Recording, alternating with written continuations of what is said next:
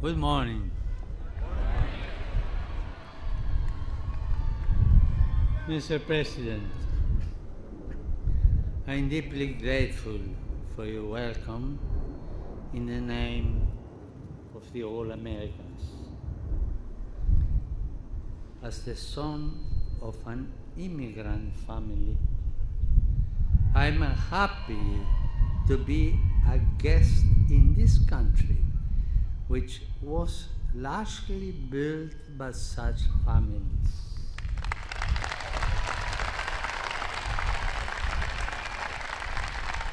I look forward to these days of encounter and dialogue, in which I hope to listen to and share many of the hopes and dreams of the American people. During my visit, I will have the honor of addressing Congress, where I hope, as a brother of this country, to offer words of encouragement to those called to guide the nation's political future in fidelity to its founding principles.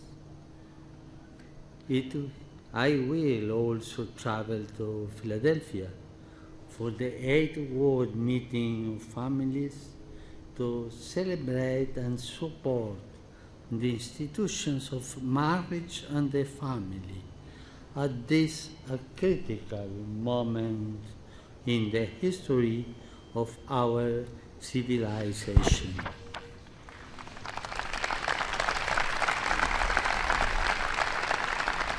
Mr. President,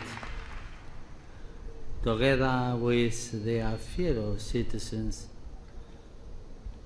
American Catholics are committed to building a society which is truly tolerant and inclusive, to safeguarding the rights of individuals and communities, and to rejecting every form of injustice, discrimination.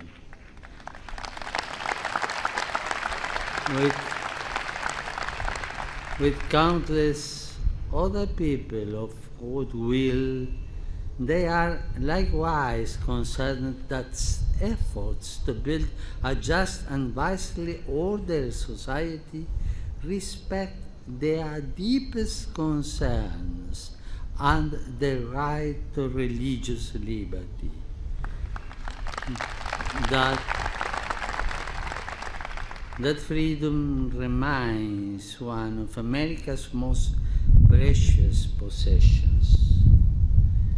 And as my brothers, the United States bishops, have reminded us, all are called to be vigilant, precisely as good citizens, to preserve and defend that freedom from everything that would threaten or compromise it.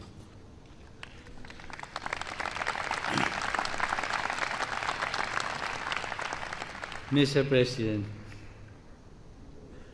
I find it encouraging that you are proposing an initiative for reducing air pollution.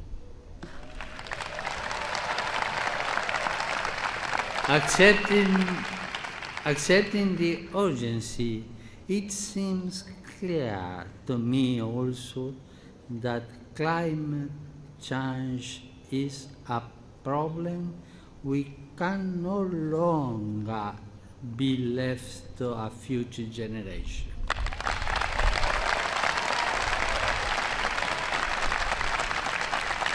When it comes to the care of our common home, we are living at a critical moment of history.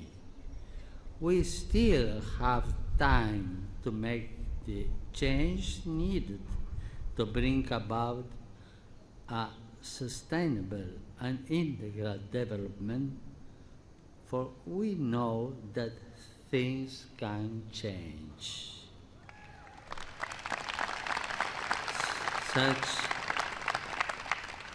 Such change demands on our part a serious and responsible recognition not only of the kind of the world we may be leaving to our children, but also to the millions of people living under a system which has overlooked them. Our common home has been part of this group of the excluded, which cries out to heaven and which today powerfully strikes our homes, our cities, our societies.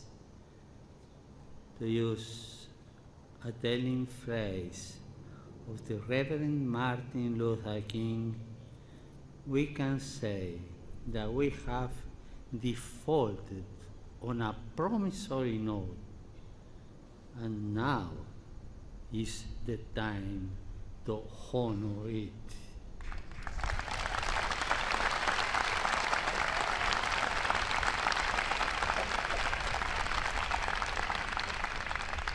We know by faith that the Creator does not abandon us.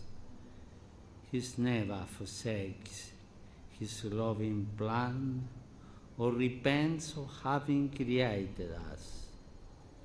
Humanity has the ability to work together in building our common home. As Christians, inspired by this certainty, we wish to commit ourselves to the conscious and responsible care of our common home.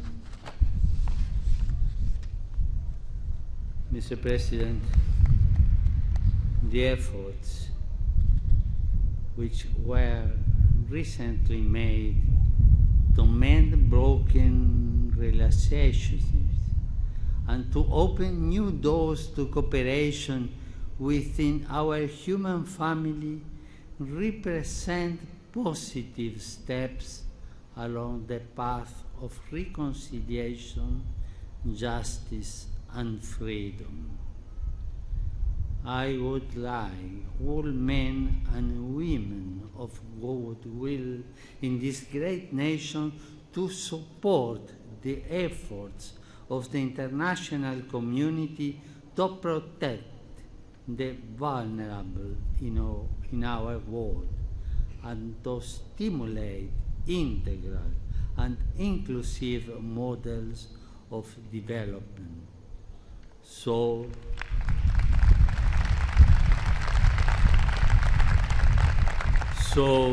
that our brothers and sisters everywhere may know the blessings of peace and prosperity which God wills for all His children. Mr. President, once again, I thank you for your welcome, and I look forward to these days, your country. God bless America.